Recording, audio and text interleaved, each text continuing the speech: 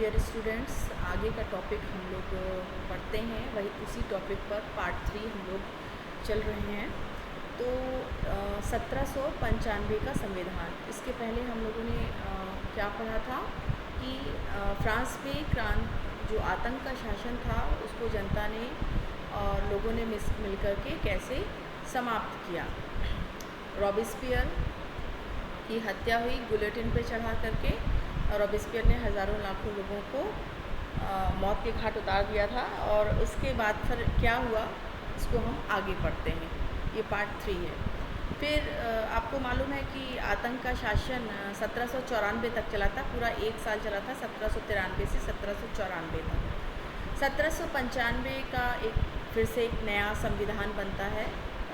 ये दूसरी बार संविधान बन रहा है और ये आतंक के बाद स्थिरता की खोज हो रही है। मतलब आतंक का शासन समाप्त हो गया है और फिर से आतंक का शासन बहुत अच्छा, मतलब जो रॉबेस्पियर का शासन था, या जो ये कहें कि कार्यकारी जो समिति गठित की गई थी, नेशनल असेंबली जो गठित की गई थी, उसने बहुत अच्छे से काम नहीं किया। उसने सिर्फ डराने और धमकाने का काम किया, लोगों को मृत्यु के घाट उतारने का काम किया, तो उसका शासन आतंक का शासन कहलाया।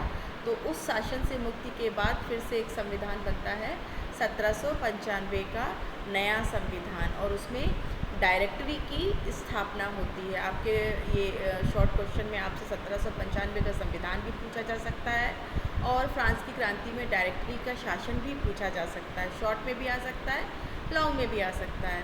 तो 1795 में संविधान ने कार्यपालिका और विधायिका के बीच शक्ति संतुलन बनाया और डायरेक्टरी का गठन किया, और बाद में जाके डायरेक्टरी कमज़ोर साबित हुई। तो इसको हम लोग पूरा एक नया स्लाइड्स में पढ़ेंगे। फ्रांस का 1795 का संविधान, वर्ष 3 का संविधान। आपको मालूम है कि जब फ्रांस की क्रांति चल रही थी तो 1792 में इन्होंने अपना, जब नेशनल असेंबली या नेशनल कन्वेंशन की बात हुई थी, तब या राष्ट्रीय, इसको क्या कहा गया था, इसको कहा गया था निर्वाचित सभा या नेशनल कन्वेंशन।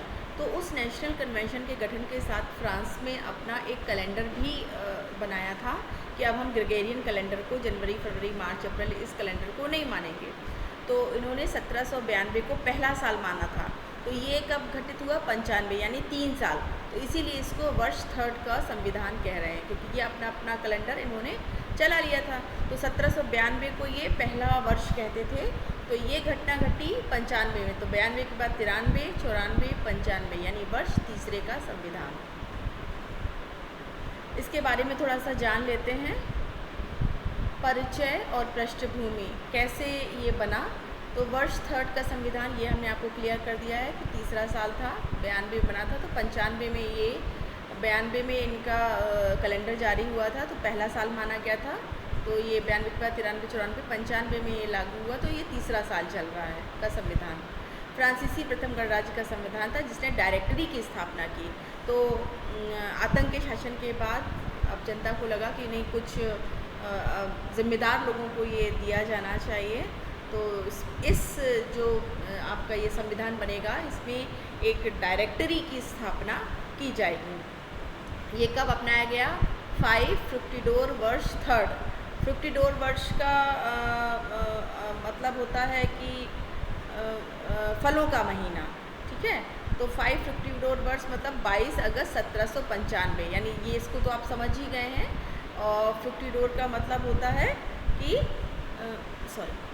फलों का महीना। तो कन्वेंशन द्वारा, कन्वेंशन मतलब नेशनल कन्वेंशन थी जो निर्वाचित सभा बनी थी 1792 में, और 6 सितंबर को जनमत संग्रह द्वारा इसको अनुमोदित किया, यानी जनता की राय ली गई, जनता से पूछा गया। तो 6 सितंबर को इसका जनमत संग्रह द्वारा इसका एक वो बनाया गया। प्रस्तावना 1789 के मनुष्य और नागरिक के अधिकारों और कर्तव्यों की घोषणा की। तो आपको याद होगा कि 1789 में जब राजा ने इनको निकाल दिया था टेनिस कोर्ट में, इन्होंने शपथ ली थी, तब इन्होंने मनुष्य और नागरिकों के अधिकारों और कर्तव्यों की घोषणा भी की थी कि हम मनुष्यों और नागरिकों के इन कर्तव्यों और अधिकारों, ये अधिकार हैं मनुष्यों के और ये कर्तव्य हैं और इनकी रक्षा की जानी चाहिए। तो इस जो ये संविधान था, इसकी प्रस्तावना में 1789 के मनुष्य और नागरिक अधिकारों और कर्तव्यों की घोषणा थी। उद्देश्य क्या था इस संविधान को लागू लाने का? हर चीज़ का अपना एक उद्देश्य होता है। आज हम BA MA कर रहे हैं तो हमारा कोई ना कोई एक एम होगा, एक उद्देश्य होगा कि हमको क्या करना है। तो इसी तरीके से ये संविधान आया, इसका क्या उद्देश्य था कि रोबेस्पियर के पतन के बाद, रोबेस्पियर को आप आतंक के शासन के नाम से भी जान सकते हैं, रोबेस्पियर के पतन के बाद एक अधिक उदार, मध्यम और बुर्जुआ वर्ग के अनुकूल शासन स्थापित करना था। तो आपको मालूम है आतंक का शासन था, सबको वो दमन करना उस शासन का नियम बन गया था। तो अब एक ऐसा शासन चाहिए था जो उदार हो, लोगों के लिए काम करे और बुर्जुआ वर्ग के, यानी कि जो बुद्धिजीवी वर्ग हैं तृतीय स्टेट में, उनके भी अनुकूल शासन स्थापित करना। अंतर क्या था? 1793 के फ्रांसीसी संविधान की तुलना में अधिक रूढ़वादी था। अब आप कहेंगे कि 1793 का संविधान कब बन गया? 1791-92 में बना था और ये 1795 में बना, 1792 में बना था और फिर 1795 में बना। तो ये बनने वाला था लेकिन ये बन नहीं पाया था, लागू नहीं हो पाया था। ठीक है, तो ये उसके मुकाबले में थोड़ा सा टफ था ये संविधान। अब इसमें क्या क्या व्यवस्था थी? द्विसदनीय विधायिका, इसमें व्यवस्था की गई थी 1795 के संविधान ने एक द्विसदन की। जैसे हमारे देश में संसद होती है, इसमें 2 सदन होते हैं, लोकसभा और राज्यसभा। इसी प्रकार इसमें भी 2 सदन की स्थापना की गई थी। तो ये 2 सदन कौन कौन से? काउंसिल ऑफ एंशिएंट, ये उच्च सदन होता था। इसमें जो लोग होते थे वो 40 साल की आयु से अधिक होना चाहिए था और 250 लोग होते थे इसमें। और इसके लोगों का, यानी पुरुष ही इसमें होते थे, उनके लिए एक निर्धारित बाउंडेशन था कि उन्हें शादीशुदा होना चाहिए। भले ही बाद में उनकी पत्नी का देहांत हो गया हो, वो विधुर हो गए हों, लेकिन इसमें शादीशुदा लोग ही जो है इसमें आ सकते थे। तो पहला सदन था काउंसिल ऑफ एंशिएंट, ये उच्च सदन था। फिर था काउंसिल ऑफ 500, ये निचला सदन था। इसमें 30 वर्ष से अधिक आयु के 500 सदस्य थे। इसमें कितने थे? 250 सदस्य थे, उसके ठीक डबल 500 सदस्य थे जो कानूनों का प्रस्ताव करते थे। यानी कोई कानून देश के लिए बनना हो, लोगों के लिए बनना हो, तो वो ये कानून लेकर आते थे और उसको पास कौन करता था? Council of ancient. तो प्रक्रिया क्या थी इनकी? ये जो 2 सदन थे, काउंसिल ऑफ एंशिएंट और काउंसिल ऑफ 500, तो काउंसिल ऑफ 500 कानूनों का प्रस्ताव करता था, यानी कानून टेबल पे रखता था कि ये कानून देश के लिए बनना है, ये बिल बनना है, ये टैक्स कम करना है, कृषि के लिए ये आवश्यकता है। तो जैसे हमारे नहीं लोकसभा में पहले बिल लाया जाता है, फिर वो राज्यसभा में पास होता है, फिर राष्ट्रपति के पास जाता है साइन होने के लिए। जब राष्ट्रपति उस पर साइन कर लिए जाते हैं तो वो बिल पास हो जाता है। तो इसी तरीके से ये काउंसिल ऑफ 500 कानूनों का प्रस्ताव रखता था, ये लेकर आता था सदन में कि ये कानून इस पर बनना है, ये नियम बनना है देश के लिए। फिर काउंसिल ऑफ एंशिएंट कानूनों को या तो स्वीकार कर देती थी या अस्वीकार कर देती थी, लेकिन उसमें संशोधन नहीं कर सकती थी। तो काउंसिल ऑफ जो एंशिएंट थी वो या तो कह देगी ये मंजूर है या ये कह देगी कि मंजूर नहीं है। वो ये राय नहीं दे सकती थी काउंसिल ऑफ 500 को कि नहीं इसमें ये सुधार कर लो, ये सुधार कर लो, इसके बाद पास हो जाएगा। तो ये काम उसका नहीं था, यस और नो, पास होगा या नहीं होगा, बस ये इतना अधिकार था उसको कोई राय देने का अधिकार नहीं था कि इसमें ये चीज़ कम लग रही है, इसको ये बढ़ा लीजिए या ये कर लीजिए। कोई इस तरीके का कोई संशोधन नहीं कर सकता था। कौन? Council of ancient. यह प्रणाली अतिवादी नीतियों को रोकने के लिए डिज़ाइन की गई थी। मतदान का अधिकार किन किन लोगों के पास इसमें मतदान करने का अधिकार था, यानी कि काउंसिल ऑफ एंशिएंट और काउंसिल ऑफ 500 में कौन लोग मतदान कर सकते थे? तो 1795 के संविधान ने सीमित मताधिकार की व्यवस्था की थी। बहुत ज़्यादा लोगों को मताधिकार देने का अधिकार नहीं था। तो कौन कौन होता था? क्योंकि आपको मालूम है इसमें चुने हुए लोग आते थे, तो जनता जो है मतदान करती थी। जैसे हमारे भारत में मतदान होता है तो 18 वर्ष से जो उम्र का 18 या 18 वर्ष से ऊपर का व्यक्ति है और भारत का नागरिक है तो वह जो है मतदान करता है। इसी तरह फ्रांस में भी प्राथमिक मतदाता कौन होता था? सबसे पहला 25 वर्ष से अधिक आयु के सभी करदाता याद रखिएगा, करदाता 25 वर्ष है, 25 वर्ष है या 25 वर्ष से अधिक है और टैक्स देते हैं, फ्रांस के पुरुष हैं, 1 वर्ष के निवास प्रावधान के अधीन, यानी 1 वर्ष से निवास कर रहे हैं फ्रांस में, तो वो वोट दे सकते हैं। इनकी कुल संख्या कितनी थी फ्रांस में? 5 मिलियन मतदाता थे। 1791 के संविधान के तहत 4 मिलियन से अधिक थे। तो 1791 में जो संविधान बना था, ये दूसरा संविधान था 1795 का, 1791 में बना था, फिर 1795 में संविधान बना। तो 1791 के संविधान में 4 मिलियन थे और जब ये 1795 का बना तो इसमें 5 मिलियन मतदाता हो गए। नियम क्या था? 5 वर्ष से अधिक हो, टैक्स देते हो, फ्रांस में कम से कम 1 साल कम से कम उनका रहने का रहे हों। निर्वाचक प्राथमिक मतदाताओं द्वारा 30,000 निर्वाचकों का चयन, उनकी आयु 30 वर्ष से अधिक और आय 150 दिनों के करों के बराबर हो।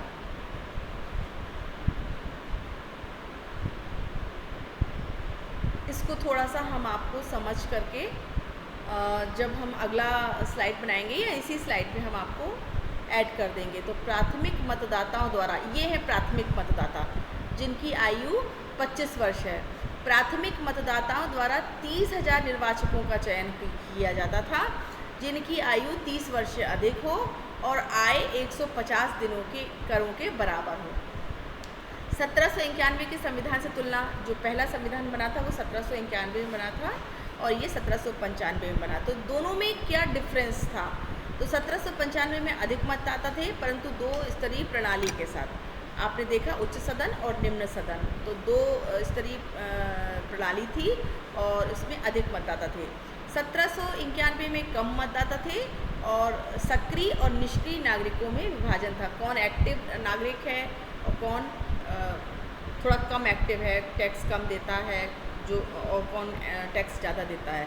दोनों में 1791 और दोनों 1795 में महिलाओं और गरीबों को मताधिकार के बाहर रखा गया था। यानी औरतों को, महिलाओं को और गरीब तबके के लोगों को जो कि टैक्स नहीं देते थे उनको मताधिकार करने का अधिकार नहीं था। यानी वो अपना मत नहीं दे सकते थे। किसके लिए नहीं दे सकते थे? ये दो सदन के लोगों के लिए, जो इसमें 250 चुनना था, इसमें 500 लोग चुने जाने थे। तो कौन चुनती थी? जनता चुनती थी इनको, लेकिन महिलाओं को और गरीबों को ये मत देने का अधिकार नहीं था। अब क्या क्या हुआ? 1795 के संविधान ने 5 सदस्यीय डायरेक्टरी, 5 सदस्य होंगे जिसमें एक डायरेक्टरी की स्थापना की, जिसमें कितने सदस्य होंगे? 5 सदस्य होंगे। 1, 2, 3, 4, ये 5वां पिक्चर में नहीं आ रहा है। स्थापित की 5 डायरेक्टर जिन्हें हर साल लॉटरी द्वारा चुना जाता था। अब संसद से ही चुना जाता था और लॉटरी निकाली जाती थी, उसमें से जिन 5 लोगों के नाम निकल आते थे उनको डायरेक्टर चुन लिया जाता था और उनमें से एक को हर साल हटाया जाता था, उसकी जगह किसी दूसरे को लाया जाता था। काउंसिल ऑफ 500 द्वारा, यहाँ पूरी प्रक्रिया क्लियर हो जाएगी। काउंसिल ऑफ 500 द्वारा 50 उम्मीदवारों की सूची लाई जाती थी। तो काउंसिल ऑफ, आप समझ गए, काउंसिल ऑफ 500 यहाँ हम लोगों ने पढ़ा था। काउंसिल ऑफ 500 कितने सदस्यों की सूची लाता था? काउंसिल ऑफ 500 50 उम्मीदवारों की सूची लाता था कि इनको ये 50 लोग हैं, इनको इनमें से किसी 5 लोगों को चुना जाना है। और काउंसिल ऑफ एंशिएंट 5 निदेशकों का चयन करता था। कैसे? उन 50 लोगों की लॉटरी डाली जाती थी, उनमें से 5 लोगों को लॉटरी उठाई जाती थी। जिन 5 लोगों का नाम होता था वो डायरेक्टर चुन लिए जाते थे और एक को हर साल उसमें से हटाया जाता था। प्रत्येक वर्ष एक डायरेक्टर को यानी निदेशक को बदला जाता था, जिससे निरंतरता सुनिश्चित होती रहती थी। इस बार इसको हटा दिया, अगली बार इसको हटा दिया, अगली बार इसको हटा दिया, अगली बार इसको हटा दिया, अगली बार इसको हटा दिया। पहली बार में जब इसको हटाया तो इसकी जगह किसी और को रखा, फिर इसको हटाया तो किसी और को रखा, तो हर व्यक्ति का 5 साल पूरा हो जाता था। केंद्रीय सरकार की शक्तियाँ, क्या क्या शक्तियाँ थीं? प्रेस की स्वतंत्रता और संघ की स्वतंत्रता पर अंकुश लगाने के लिए आपातकालीन शक्तियाँ थी। अगर प्रेस कुछ भी सरकार के खिलाफ उल्टा सही लिखती है तो रोका जा सकता था प्रेस को, यानी कि आप पूरा अधिकार था प्रेस की स्वतंत्रता को हनन करने का। विदेश नीति और सैन्य मामलों पर नियंत्रण, विदेश नीति पूरी तरीके से केंद्र सरकार के पास थी और सेना से संबंधित मामले भी केंद्र सरकार देखती थी। मंत्रियों की नियुक्ति होनी है या किसी मंत्री को हटाना है, इसका अधिकार भी केंद्रीय सरकार के पास होता था। तो इस प्रकार से ये जो है डायरेक्टरी की स्थापना हुई। इसका प्रभाव और अंत, 1795 का संविधान 4 वर्षों तक प्रभावी रहा, यानी 1795 में ये संविधान चला और ये कितने वर्षों तक प्रभावी रहा, यानी कितने वर्षों तक चला, ये 4 ही वर्ष तक चला। इसके बाद फिर नेपोलियन बोनापार्ट सत्ता में आ गया और फ्रांस में एक नया युग, यानी कि फिर से जो है फ्रांस एक केंद्रीकरण सत्ता के हाथ में चली गई, एक व्यक्ति के हाथ में चली गई। तो कैसे कैसे हुआ ये 1795 तक का समय हम लोग देख लेते हैं। 1795 से 4 साल कितना हुआ, 96, 97, 98, 99, 1799 तक में कैसे घटनाक्रम घटित हुआ, इसको देख लेते हैं। 22 अगस्त 1795 को संविधान लाया गया, 26 अगस्त को संविधान लागू हुआ, 9 नवंबर 1799 ये 18 ब्रूमेयर का तख्ता पलट हुआ। ये 18 ब्रूमेयर क्या है? ब्रूमेयर हमने आपको बताया था कि जब नेशनल कन्वेंशन का गठन हुआ था तभी इन्होंने अपना एक नया कैलेंडर भी निकाला था। तो ब्रूमेयर का मतलब है कोहरे का समय। इस समय फ्रांस में बहुत कोहरा और धुंध रहती थी, तो आपको मालूम है फलों, मौसम, ऋतुओं के नाम पर, प्रकृति के नाम पर ये जो है उस कैलेंडर का नाम रखते थे। तो ब्रूमेयर का मतलब है कि उस समय बहुत धुंध और आपको क्या कहें कोहरा टाइप का रहता था और ये चलता था ब्रूमेयर 22 अक्टूबर से 20 नवंबर तक। ये ब्रूमेयर कहलाता था। ये महीना क्या कहलाता था, जैसे जुलाई अगस्त होते हैं ऐसे ब्रूमेयर महीना है और ब्रूमेयर का मतलब होता है फॉग, यानी कि कोहरा, धुंध। तो ये चलता था 22 अक्टूबर से 20 नवंबर तक और ये घटना कब घटी, 9 नवंबर को। तो 18 ब्रूमेयर का तख्ता पलट हुआ, यानी इस महीने में जो है डायरेक्टरी के खिलाफ, डायरेक्टरी की जो नीतियाँ थी उनके खिलाफ तख्ता पलट हुआ। डायरेक्टरी को हटा दिया गया और उनसे इस्तीफ़ा ले लिया गया नेपोलियन बोनापार्ट द्वारा और 25 दिसंबर 1799 यानी नवंबर है और ठीक दिसंबर, ठीक है, को वर्ष 5, 6, 7, 8, अब इस 8 का मतलब आप लोग हमें बताइएगा कि क्या होता है। आपको मालूम है ना 1792 को पहला माना गया था और ये 1799, तो 92 के बाद 93, 94, 95, 96, 97, 98, 99, 7 साल। तो ये 7 साल लिखे हुए हैं, ये रोमन लैंग्वेज में लिखे हैं। 5, 1, 6, 7, 8, 92, 93, 94, 95, 96, 97, 98, 99, हाँ ठीक है, 8 साल, वर्ष 8 संविधान लागू हुआ जिसने वाणिज्यिक दूतावास यानी कौंसिल की स्थापना की। अब डायरेक्टरी का शासन समाप्त होकर किसकी स्थापना हुई, कौंसिल की स्थापना हुई 1799 में।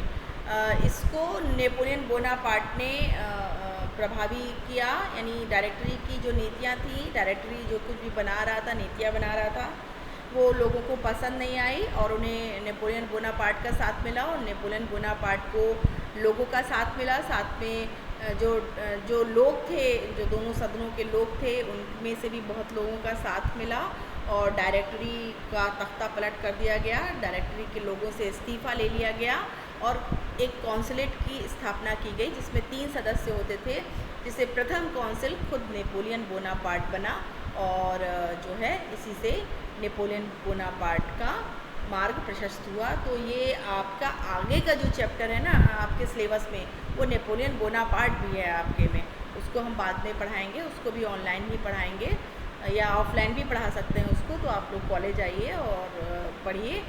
तो ये यहाँ पर ये वाली स्लाइड तो समाप्त होती है। तो 1795 का नया संविधान और डायरेक्टरी, तो ये हम लोगों ने पढ़ लिया। 1795 का संविधान कैसे बना, क्या बना, और फ्रांस में डायरेक्टरी का शासन भी हम लोगों ने काफ़ी हद तक देख लिया है, लेकिन फिर से इस स्लाइड में भी डायरेक्टरी का शासन हम लोग देख लेते हैं थोड़ा सा। फ्रांस में डायरेक्टरी का शासन 1795 से 1799, आपको टाइम याद रहना चाहिए। 95, 96, 97, 98, 95, 96, 97, 98, 4 साल चला था ये। डायरेक्टरी क्या थी? डायरेक्टरी फ्रांसीसी क्रांति के बाद स्थापित एक शासन प्रणाली थी जिसमें 5 डायरेक्टर होते थे। ये देखिए, ये 5 लोग हैं, 5 डायरेक्टर हैं। 1795 से 1799 तक चली। शुरुआत हुई थी इसकी 26 अक्टूबर 1795 में और अंत हुआ 18 ब्रूमेयर तख्ता पलट से 9 नवंबर 1799 में। तो इसका स्थापना क्यों हुई? क्योंकि आतंक का शासन के बाद, यानी 1 साल के बाद, फ्रांस को एक स्थिर सरकार की ज़रूरत थी जो लोगों के लिए काम कर सके। तो फ्रांस के मध्यम वर्ग ने सत्ता संभाली और डायरेक्टरी की स्थापना की। मध्यम वर्ग वही मतलब बर्जुआ वर्ग, और जो तृतीय स्टेट था उसने सत्ता संभाली और डायरेक्टरी की स्थापना की। डायरेक्टरी कैसे चुनी जाती थी ये हमने आपको बता दिया है। क्या उद्देश्य था? क्रांति के आदर्श, जिस चीज़ के लिए क्रांति हो रही थी, स्वतंत्रता, समानता और बंधुत्व, उसको बनाए रखना था। राजनीतिक स्थिरता, अब राजनीतिक तौर पर फ्रांस को स्थिर करना था। बहुत लड़ाई झगड़ा हो गया, बहुत तख्ता पलट हो गया, तो ऐसा नहीं चाहते थे। राजनीतिक तौर पर स्थिर रहे। और तानाशाही को रोकना, मतलब कोई ऐसा व्यक्ति ना हो जो सभी लोगों पर लगाम लगाए, सारे नियम एक ही व्यक्ति सारे लोगों पर अपने नियम थोपे। तो तानाशाही को रोकना और सत्ता का विकेंद्रीकरण करना, यानी सत्ता किसी एक व्यक्ति के हाथ में ना हो, 1, 2, 3, 4, 5, ये 5 लोगों के हाथ में हो और आराम से ये लोग सब लोग जनता के लिए काम करें। डायरेक्टरी की संरचना कैसी थी? कार्यकारी निकाय, 5 डायरेक्टर होते थे। प्रत्येक वर्ष एक डायरेक्टर को बदला जाता था। इनके पास विदेश नीति होती थी, सैन्य मामले होते थे और कानून लागू करने का अधिकार होता था। डायरेक्टरों को मंत्री नियुक्त करने का अधिकार था, लेकिन वे कानून नहीं बना सकते थे। विधायी निकाय क्या था? आपको बता चुके हैं, काउंसिल ऑफ एंशियंट्स, जिसमें 250 सदस्य होते थे। 40 वर्ष से अधिक होना चाहिए और वो विवाहित होना चाहिए। और दूसरा था 500 की परिषद, ये कानून लाती थी, प्रस्तावित करती थी, यानी काउंसिल ऑफ एंशियंट के सामने कानून बनाकर रखती थी कि ये देश के लिए कानून बनाने हैं। और ये जो प्राचीन परिषद थी, इन कानूनों को स्वीकार या अस्वीकार करती थी। 1795 कानून की क्या, संविधान की क्या विशेषताएं थी? 1795 के संविधान ने मताधिकार को सीमित किया। केवल कर देने वाले पुरुष ही मतदान कर सकते थे। ये बात याद रखिएगा कि 1795 में जो लोग टैक्स देते थे सिर्फ वही मतदान दे सकते थे। डायरेक्टरी की प्रमुख नीतियाँ, आंतरिक नीति क्या थी और बाद में हम बाह्य नीति पढ़ेंगे, यानी देश के बाहर क्या नीति थी। आर्थिक नीति, मुद्रास्फीति नियंत्रण, असाइनेट, कागजी मुद्रा को समाप्त करके, जो फ्रांस में जो मुद्रा चलती थी, कागज़ की मुद्रा हमारे यहाँ भी चलती है, जिसको कि हम रुपया कहते हैं। तो कागजी मुद्रा को समाप्त करके एक नई मुद्रा लाई गई, मैंडेट, इसकी शुरुआत की गई, लेकिन यह मुद्रास्फीति से ग्रसित हो गई। मुद्रास्फीति क्या होता है? मुद्रास्फीति क्या होता है कि वस्तुओं और सेवाओं के जब दाम बढ़ने लगते हैं, मान लीजिए आज से 4 साल पहले 1 किलो आटा आपका 15 रुपये में आता था या 20 रुपये में आता था, और 4 साल बाद जब ये डायरेक्टरी का शासन चल रहा है तो 1 किलो आटा आपका 40 रुपये का आ रहा है। आपको उतने ही रुपए मिल रहे हैं और चीज़ें महंगी हो गई। तो ये क्या कहलाता है? मुद्रास्फीति, ठीक है, मुद्रा का गिरना। तो ये मुद्रास्फीति से ये ग्रसित हो गई। तो फिर वही फ्रांस में संकट लागू हो गया। कर व्यवस्था भूमि कर और अप्रत्यक्ष करों पर निर्भर थी। तो टैक्स कहाँ कहाँ से आता था? भूमि से आता था और अलग तरह के बहुत सारे कर लगे हुए थे उस समय, उससे आता था। लेकिन कर संग्रह अक्षम था। कर कैसे वसूल किया जाए, ये तरीका कुछ बहुत अच्छा डिफ़ाइन नहीं किया था अपने 4 साल में डायरेक्टरी ने, कि कर कैसे लिए जाएं लोगों से। तो ये कर तो निश्चित थे कि ये कर लेना है भाई, किसी भी देश की उन्नति के लिए टैक्स लेना ज़रूरी होता है, नहीं तो सरकार के पास खजाना कैसे आएगा। और जब सरकार के पास पैसा नहीं होगा तो सरकार अस्पताल कैसे बनवाएगी, सरकार सड़कें कैसे बनवाएगी, सरकार स्कूल कैसे बनवाएगी। तो सरकार के पास पैसा चाहिए, सरकार के पास अपना तो कोई पैसा होता नहीं है। वो क्या करती है, वो टैक्स लेती है हर व्यक्ति से। तो ये तो निश्चित है कि टैक्स लिया जा रहा था, लेकिन उसको लेने का तरीका जो था वो अक्षम था। किसी भी व्यक्ति को लगा देते थे कर टैक्स कर लेने के लिए। तो इससे आम लोगों को बहुत जो है संकट होता था, और जो है मुद्रास्फीति हो रही थी, यानी जो मुद्रा की कीमत थी वो बहुत बढ़ रही थी, संकट में आ गई थी। मतलब जो चीज़ पहले सस्ती होती थी अब इनके समय में महंगी हो गई थी। सामाजिक नीतियाँ क्या थी, आर्थिक नीतियाँ तो हम लोगों ने पढ़ ली। सामाजिक नीतियाँ क्या थी, जैकोबिनवाद का दमन। आपको मालूम है कि रॉबेस्पियर जैकोबिन का ही था, और उसी के समय में आतंक का शासन लागू हुआ था। तो जितने भी जैकोबिन वाले लोग थे, दो दल थे, जैकोबिन और जेरोंदिस्ट। तो जैकोबिन दल वाले जो लोग थे, इन्होंने चरमपंथी का मतलब होता है कि एक्सट्रीम, बहुत ज़्यादा लोगों पर, एक्सट्रीम मतलब होता है, चरमपंथी का मतलब होता है एक्सट्रीम, बहुत ज़्यादा। तो इन लोगों ने क्या किया था, बहुत ज़्यादा लोगों पर शोषण किया था, लोगों को मारा था जैकोबिन दल ने। तो इनका काम था चरमपंथी जैकोबिन समूहों पर प्रतिबंध और उनके प्रभाव को कम करने का प्रयास। तो डायरेक्टरी का ये काम था कि जितने भी जैकोबिन दल के लोग हों, तो या फिर जो भी चरमपंथी लोग हों, उनको जो है उनका प्रभाव कम किया जाए। मध्यम वर्ग का उदय। संपत्ति आधारित मताधिकार से मध्यम वर्ग और धनी भूस्वामियों का प्रभाव बढ़ा। तो अब जो वोट देने का अधिकार था, दो आपने सदन देखे थे कि दो सदन थे, तो उन दोनों सदनों में मत देने का अधिकार उन्हीं लोगों को था जिनके पास, जो लोग टैक्स देते थे। तो आपको याद होगा कि बुर्जुआ वर्ग ऐसा था प्रति स्टेट में, जिसमें डॉक्टर, इंजीनियर, आपका वैज्ञानिक, वकील, शिक्षक, ये लोग ऐसे आते थे जिनके पास पैसा तो था लेकिन राजनीतिक अधिकार नहीं थे। तो अब इनको वोट देने का अधिकार मिल गया था, तो ये इनका प्रभाव बढ़ गया था। डायरेक्टरी की प्रमुख नीतियाँ।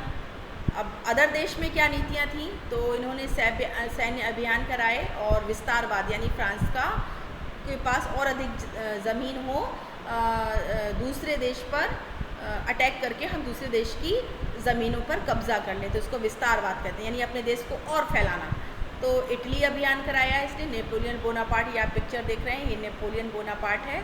अगला जो अब आप पढ़ेंगे क्या कहते हैं टॉपिक, वो नेपोलियन बोनापार्ट को ही लेकर के होगा। तो नेपोलियन बोनापार्ट को इटली अभियान में भेजा गया और उसने महत्वपूर्ण इटली में विजय प्राप्त की। मिस्र अभियान के लिए भी डायरेक्टरी ने भेजा और ब्रिटिश व्यापार मार्गों को बाधित करने और पूर्व में फ्रांसीसी प्रभाव बढ़ाने के लिए नेपोलियन के नेतृत्व में अभियान हुआ। जब भी आप नेपोलियन को पढ़ेंगे तब आपको ये नेपोलियन के बारे में जानकारी होगी। तो ये क्या हुआ 4 साल के शासन में, नेपोलियन डायरेक्टरी के शासन में, कि नेपोलियन बोनापार्ट का उदय हुआ, क्योंकि डायरेक्टरी अपनी सैन्य सफलताओं के लिए नेपोलियन पर अत्यधिक निर्भर कर रही थी। ये बहुत अच्छा सेनापति था, डायरेक्टरी के समय में ये सेनापति था और बहुत वीर सेनापति था। तो इसने डायरेक्टरी को फ्रांस के विस्तार में, यानी इटली और मिस्र के अभियान में विजय दिलाई थी। तो नेपोलियन का भी मान बहुत बढ़ गया था। तो डायरेक्टरी जो है सैन्य सफलताओं के लिए, अगर कहीं सेना भेजनी है, कुछ विजय प्राप्त करनी है, ये नेपोलियन पर निर्भर हो गई थी डायरेक्टरी। और इस प्रकार से जो है डायरेक्टरी की ये बाह्य नीतियाँ थीं और आगे आने वाले समय में नेपोलियन बोनापार्ट का उदय होगा। डायरेक्टरी की शासनकाल में चुनौतियाँ क्या क्या रहीं, क्या क्या प्रॉब्लम्स डायरेक्टरी को फेस करनी पड़ी। मुद्रास्फीति और मुद्रा असिग्नेट का मूल्यह्रास, ये हम आपको बता चुके हैं। सरकारी अधिकारियों और ठेकेदारों में व्याप्त भ्रष्टाचार। आपको मालूम है कि कर तो निश्चित थे, लेकिन कर को कैसे वसूल किया जाए उसके लिए ठेकेदार लगाए जाते थे और ठेकेदार मनमाफिक वसूलते थे, कुछ अपने लिए रखते थे और कुछ देते थे और नहीं भी देते थे। तो ये व्यापक भ्रष्टाचार ये जो है आर्थिक रूप पर फैल गया, जिससे जनता बहुत नाराज़ हुई। राजनीतिक अस्थिरता आई। राजतंत्रवादी और जैकोबिनों के बीच निरंतर संघर्ष हो रहा था। जैकोबिन कौन थे, जो चाहते थे कि राष्ट्रवाद लागू हो, और राजतंत्रवादी कौन थे, जो राजा का शासन चाहते थे। तो इन दोनों के बीच में बराबर जहाँ कहीं भी हो वो लड़ाई चल रही थी, छापामार पद्धति। तो ये फ्रांस में बराबर ये संघर्ष चल रहा था। चुनावों में हस्तक्षेप और परिणामों को अमान्य करना। जो चुनाव होते थे कभी कभी डायरेक्टरी उसमें हस्तक्षेप करने लगी, और जो परिणाम आते थे उसको भी वो कह देती थी नहीं ये सही परिणाम नहीं आए, तो इससे भी डायरेक्टरी की साख को साख गिरी। सैन्य निर्भरता, सेना पर नेपोलियन बोनापार्ट जैसे जनरलों पर अत्यधिक निर्भर हो गई थी डायरेक्टरी। आपको बताया कि नेपोलियन बोनापार्ट ने सेनापति के तौर पर 2 युद्ध, एक मिस्र का और एक इटली पर विजय प्राप्त की थी। तो सैन्य अभियानों के लिए वित्त जुटाने की आवश्यकता थी। इससे क्या हुआ, जनता में असंतोष, कि हमने आपको किस लिए बिठाया था कि आप जनता की समस्याएं दूर करेंगे, टैक्स के बोझ से मुक्त करेंगे, इतना ज़्यादा टैक्स जो हमसे लिया जा रहा है वो ना लें, हमारी आर्थिक स्थिति को मजबूत करें, लेकिन आप तो कुछ और ही काम करने लगे। तो जनता भी डायरेक्टरी के शासन से विमुख हो गई थी। असफलता के कारण कमज़ोर नेतृत्व और आंतरिक विभाजन, तो डायरेक्टरी के बीच आपसी मतभेद था, और जो है इनमें आपस में ही लड़ मर रहे थे ये। और डायरेक्टरी निदेशकों का चुनाव राजनीतिक संतुलन बनाए रखने के लिए किया जाता था, न कि योग्यता के कारण। तो ये आंतरिक विभाजन, कमज़ोर नेतृत्व, भ्रष्टाचार, आर्थिक संकट, सैन्य हस्तक्षेप, तो ये भ्रष्टाचार पर अकुशल प्रशासन, भ्रष्टाचार यानी देश में, पूरे देश में भ्रष्टाचार चल रहा था, जो जितना जिससे घसीट सके पैसा वो सब चल रहा था, जिसको कि डायरेक्टरी जो है सक्षम नहीं हो पाई उस पर लगाम लगाने के लिए।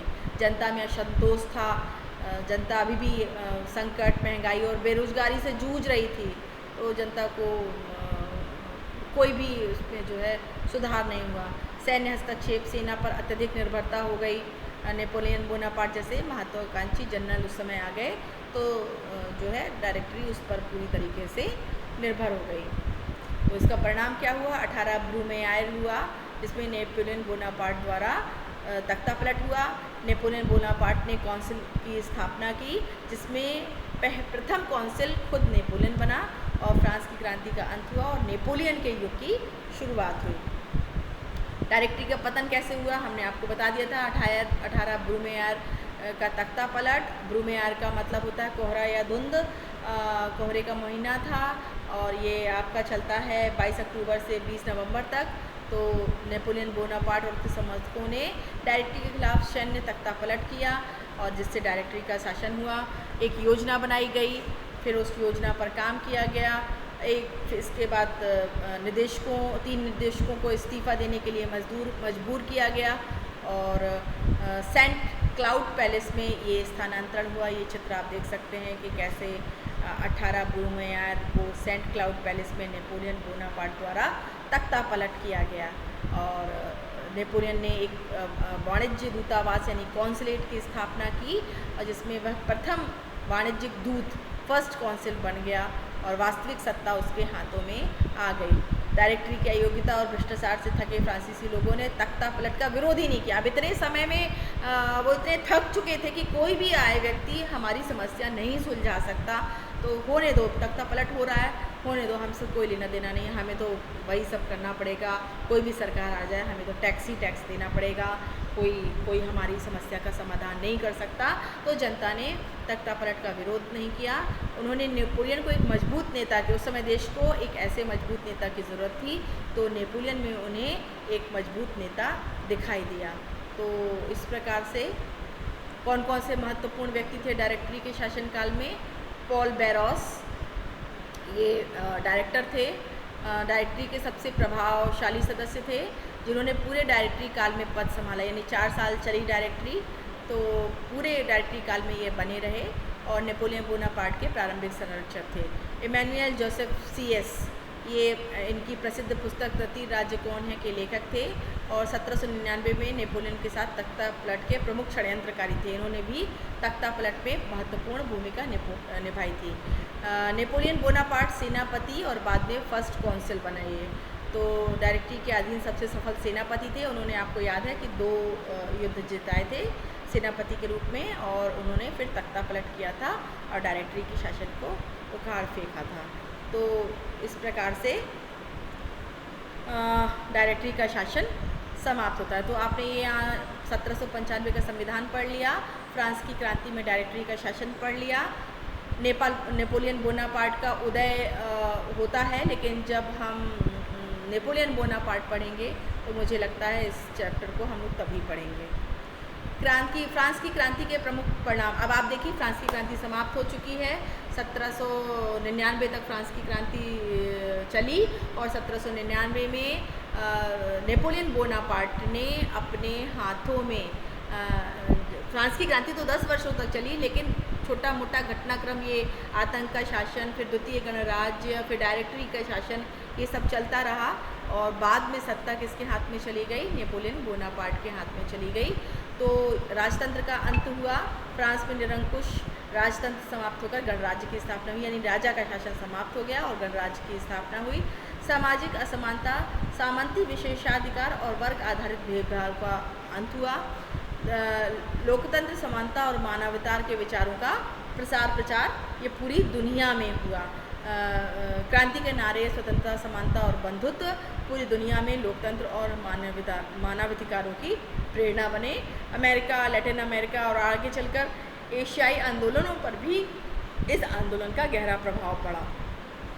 क्या निष्कर्ष निकलता है 1789 की क्रांति का?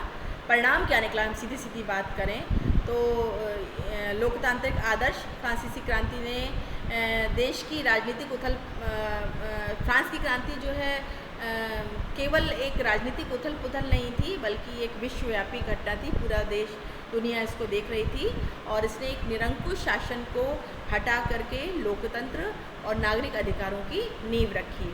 मानवाधिकार, लोगों के अधिकारों की रक्षा की। समानता, स्वतंत्रता के विचारों ने वैश्विक आंदोलनों को प्रेरित किया। आने वाले समय में जो भी दुनिया में आंदोलन हुए उसने 1789 की क्रांति से प्रेरणा ली। स्थायी विरासत, स्वतंत्रता, समानता, बंधुत्व आज ही विश्व राजनीति में जीवित है।